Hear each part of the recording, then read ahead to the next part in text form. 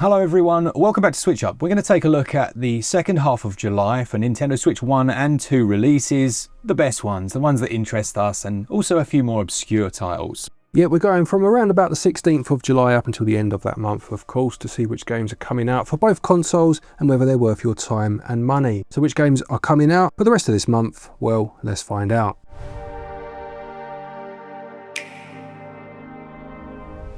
Alright, let's kick off then with QUByte Beat 'em Up Collection. Now I mentioned this to you thinking you were going to go, oh yeah, QUByte have made some cracking beat 'em ups, but perhaps that's not the case here. No, QUByte are a publisher. I think they're Brazilian. I seem to remember they're Brazilian. And what they do a lot of the time is they buy the rights to older titles that have been out before and then repackage them in collections or as like a QUByte classics, you know? Yes. And so this is a collection of games, beat 'em ups of course. I think there were 7. And the games included are First Samurai, Second Samurai, Gourmet Warriors, Iron Commando, Legend, Sword of Sodan, and The Tale of Clouds and Winds. I've heard of a few of these, not all of them. First and Second Samurai I've heard of, Sword of Sodan as well. These come from a number of different consoles or even home computers actually. So like the First and Second Samurai games were on the Amiga, I'm pretty sure. I think they're on the Commodore 64 as well. Some of these games have been on things like Apple II, the Mega Drive or the Genesis. I don't think it came out in Europe, and Super Famicom, Super Nintendo, you know, so a nice mix of games here from a number of different developers. A bit of a curiosity, this one.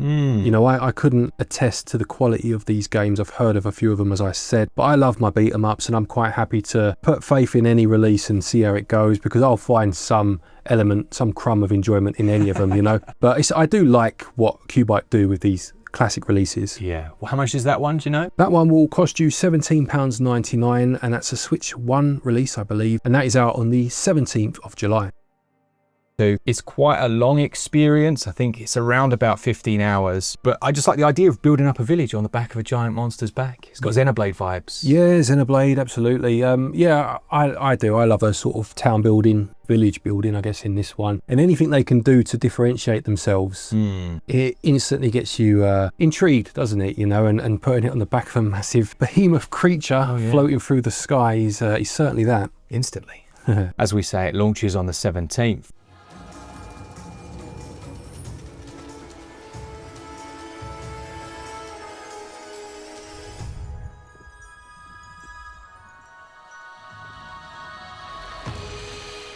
Also launching on that day, Glenn, what have we got? Donkey Kong? We've got Donkey Kong Bananza. So this is the first of the Switch 2 releases in this video. A game that we've played a bit of. And quite a bit of. Yeah, we've played a chunk of it and enjoyed it, very much so. Interesting, this wasn't a launch game. Isn't it? Being a 3D platformer, I could have seen this quite easily being one of the launch games for Nintendo. Yeah, definitely. It's got so much Mario Odyssey in it. It's the same team actually, isn't it? Within Nintendo. And you can feel that. And actually, do you know what? Playing Mario Odyssey again on Switch 2, I like it a lot more than when I first played it, and I don't know why. Yeah, it's I think maybe just because it's been a while since we got a 3D platformer from Nintendo. So if you're playing it so many years later, you think, oh yeah, actually I quite fancy a bit more of this, and more is on the horizon. This one, obviously, with the traditional 3D platforming, also has the idea of destructibility. Yes. You can tear off chunks of the landscape and throw them at enemies, and it looks like, well, not looks like, we saw it, you can like almost drill down to other areas, can't you? You can. They've also included 2-player co-op like they did with Mario. Yeah. So one of you plays as Donkey Kong and the other Pauline. Oh, okay. So we haven't experienced that, have we? No, we haven't. I didn't know Pauline was in this game. So Pauline was the lady that he kidnapped in the original Donkey Kong, the one that Mario went to go and save. Ah, and what her role within this is that she basically becomes like the terraformer. So she blasts the terrain using her voice. Oh, okay. Well, there we go. They clearly made up, which is nice. This one's £58.99. Yeah, it will be a proper physical. Yeah, it will be, and that's, I think, standard Switch 2 Nintendo pricing. Obviously, for the Switch 1, it was $49.99, so they've obviously whacked another £9 on there or whatever it is. But at least you do get it on a cartridge these days. That's sad as it. We've got to even say that, but here we go. Such is life. Exactly. That one, as we say, is out on the 17th of July.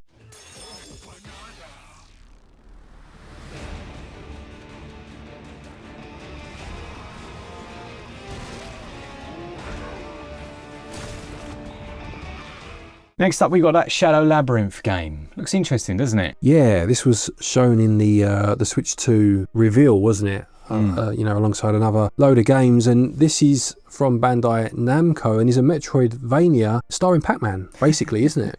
It is. You know what? I was really excited about this one, and I am excited about it. I've seen a few videos since that have me a little worried. Like the animation, I don't really like it. Okay. It has that, we talked about it back in the day, like almost flash animation style. Yeah. Just looks a little bit cheap. I'm hoping I'm completely wrong and you can't judge a book by its cover. No. I don't know. Has a little bit of cheapness about it. Yeah, it's an interesting premise. It depends if they pull it off. So you play as Swordman number 8, apparently. Swordman number 8. Swordman number 8. Awoken by a floating yellow orb, Puck, as he's known, on a mysterious planet. Yeah, as that trailer showed, so you're making your way through. It calls itself a 2D action platform. It doesn't actually call itself Metroidvania. But then you almost use the powers of Pac-Man as you would know them from the classic game, as and when you need them. It's an interesting idea. I mean, Pac-Man as a character, I mean, he must have a serious identity crisis. Oh, Steph. The amount of games and ways they've used him over the years is crazy. He's got some serious longevity. But yeah, it's an interesting premise. As you said, perhaps on closer inspection since then, maybe some concerns, but we'll see, I suppose, when it releases. Yeah, about a year or two ago, probably Swordman 1 through 7 woke up and went, "It's our time, lads." And someone walks in and went, "Ooh, number 8, you're coming with me." Yeah. The other 7 just sat down. Oh, fair. So that will cost you £24.99. If these prices are to be believed, that's for either Switch 1 or Switch 2. Nice. And that releases on the 18th.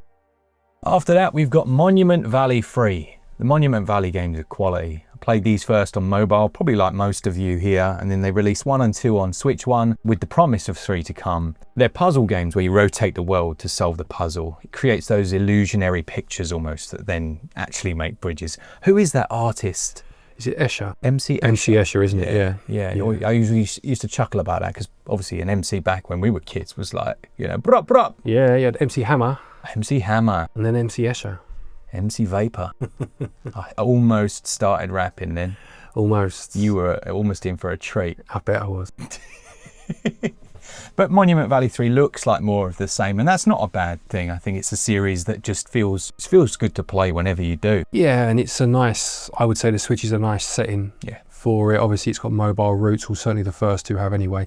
And I played a little bit of one of the other 2, I forget which. And they're nice, comfortable games to play when you don't have a strong urge to play something else. This one will cost you £16.99, and it's out on the 22nd of July.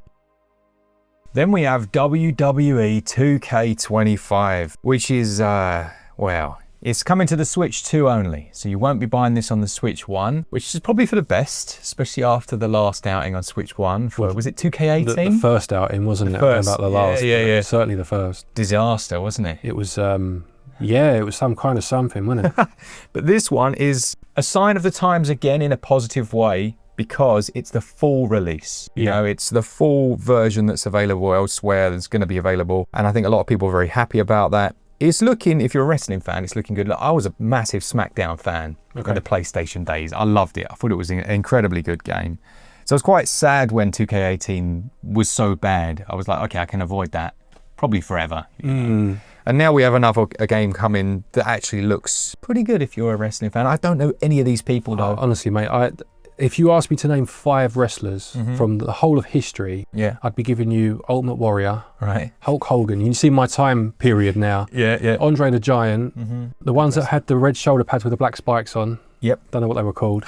There was one that dressed up as a policeman, wasn't there? $1 Million Man, the one with the snake, Jake the Snake. So yeah, this is how back my...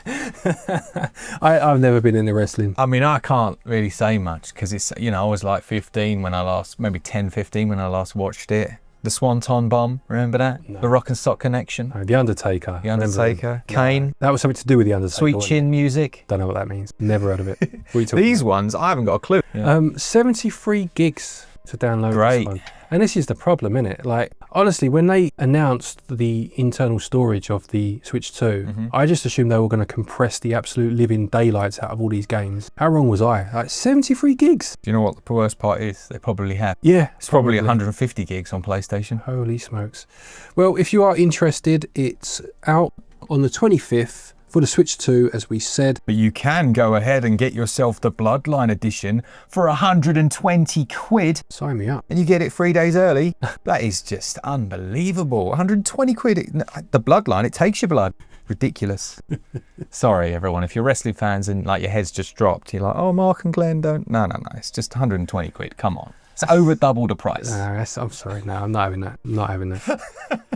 We've got No Sleep for Kaname Date, which is an AI Somnium Files game coming on July the 25th, I think. Yeah, so I think this is the third game in the series, and I'm pretty sure the other two are on the Switch. Certainly the first one is. Yeah, this is it's kind of a visual novel. It certainly is a visual novel, but it does have more action than a lot of them do. Yeah. Because, well, if this one follows the same formula at least, because you use the character Date has a prosthetic eye that he can use to like investigate crime scenes and stuff, and he has like a little character called AI that lives within it, and like she speaks to him and stuff. And in those games, you went into people's minds and like investigated, you try to unlock their memories by doing these like more actiony based, puzzle based bits. So I'm assuming it's going to follow a similar sort of theme this time round, where you're solving those puzzles. Yeah, I am becoming a bit of a Spike Chunsoft fan. Like every game of theirs I've played, I've been like, yeah, this is decent. They do kind of blend those genres, don't they? They do, yeah. And the one I played, which was the first one, I really enjoyed the characters. You know, they had a bit about them. You liked the characters. Iris, it says here, has been abducted by aliens, so they're going full on with it. She was in the first game, Iris. She was quite funny. So yeah, it'd be interesting to revisit the world. Possibly a series you might have had to play previous ones to catch up on them. If obviously they're using so many of the same characters. I could be wrong there, but a good series for sure. Who is that? We got a timey. Basically, using it lets us speed up or slow down the flow of time in Somnium, right? Are you just messing around? The game that I'm most excited about, I think the second half of July, is Wild Hearts S, which releases on the 25th. Now this one has some Monster Hunter vibes to it. It comes from Koei Tecmo Europe. It is a Switch 2 release, so you got your full Switch 2 goodness, hopefully. And there's just this image on the eShop of like the guy facing this giant warthog. I mean, it looks like Timon and Pumbaa. Look at the state of that. That's very cool. I like that, yeah. But hopefully this one has some form of multiplayer. Yeah, it has 1 to 4 players online. Nice. So what does it actually say it is? It says fight back against giant nature-infused beasts. As a hunter, you will face off against beasts that have endured the blazing lava, raging blizzards, and rising miasma plaguing the harsh lands of Zuma. So yeah, Monster Hunter seems like a very apt description for it. I'm all for that. You know, we like our Monster Hunter. We really do. Any other series that is similar to it, I'm open to trying. There was one on the PS4 that I played that I forget the name of now, a long time ago, before you had things like, was it Monster Hunter World, isn't it, you had on the PS4, when I was just craving something similar that I enjoyed enough, you know. And again, if there's a new publishing team wanting to have a go, then I'm all for that. I really am. I think this might end up being our game of the month, you know. We need a good co-op game again that's on Switch 2, don't we? Yeah, we do, yeah. I think the Switch 2 just needs a few statement games now. Now, this might not be a mainstream statement game, but for our tastes in the games we like, this could be one of those, you know, a start for that. You can literally see the review thumbnail there, can't you? Yeah, absolutely. It's got a great look to it. Hopefully it takes the best of Monster Hunter, but brings enough of its own ideas to the table too. The fact that they're all element based makes me think you're going to have element type weapons that you can use, and obviously have weaknesses too, and you know, etc. So that's interesting. Yeah, no, looking forward to this one. Looks good. That one launches at a reasonable price digitally, £44.99, and it's a 34 gig download. It launches on the 25th of July.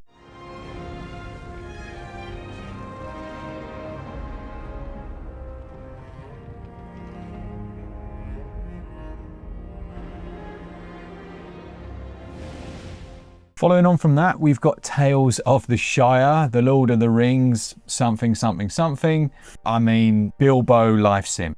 Yeah, is that what they're going for there? It's like just knock about the old Shire. Knock about the old Shire. Have your breakfast. You know. Go down the shops, buy paper, come back, have your second breakfast. Maybe some fireworks on the hill. Put your feet up. Maybe give them a brush. Yeah, give them a brush. I don't like the look of this, but I know I'm going to love it. Okay. Can I explain that? Yeah. I think the animations, the style for a studio as big as this, like for for a franchise, shall I say, as big as this, Yeah. it should look, and it should just look way better. It's really clunky the way that people walk around the environment. It just looks a bit jank. I'm so sorry, people that are developing this, but I should imagine it's going to be amazing. I love Lord of the Rings. You know, Tolkien's an absolute G. If they can actually bring some of that feel into the game, we both said we like live sim. Yeah. You know, there should be some good here. I'll read a bit of the blurb. Go on. Because our description wasn't the best. Wow. It says, create your own hobbit as you set forth in Bywater. Though not yet established as an official village in Hobbiton, play a part in helping the quaint town flourish. So yeah, as you say, you're building up your own little corner of the world, I guess. I wonder if you can invite Gandalf over. It does say there's familiar faces, so it might be that he turns up with his fireworks. He's familiar. Yeah, he is. And I like tall. his beard. I like the thought that he turns up and like he's right near to the camera because he's so tall. It just gets in the way of it. You can't turn the camera around him. It's just his little pointy hat in the way. And this is a Switch 1 release. We should have said that. We should have. We just did. We have now, and it releases on the 29th. What have we got last? This is one you're going to be well happy with. Ninja Gaiden Ragebound. This looks quality. Yeah, so Ninja Gaiden is a series I got a lot of time for. Going back to, well, I say going back to, I mean, it was an arcade game originally, I believe, but then they did an NES port. But the NES port, whilst being nothing like the arcade, was very, very good, and probably the one that people most know now, you know, what the series is best known for. This comes from your mates over at .enu, who have brought so many of your favourites across and done it brilliantly. They have. They've got a real knack for taking classic franchises or IPs and giving them that 16-bit look. They're very good at that 16-bit style. It looks kind of fast and furious, very frenetic. It's got great backgrounds, lots of skills in terms of wall climbing and pulling yourself up and all sorts, all the things you'd expect from the series. But yeah, giving it a real new lease of life at the same time.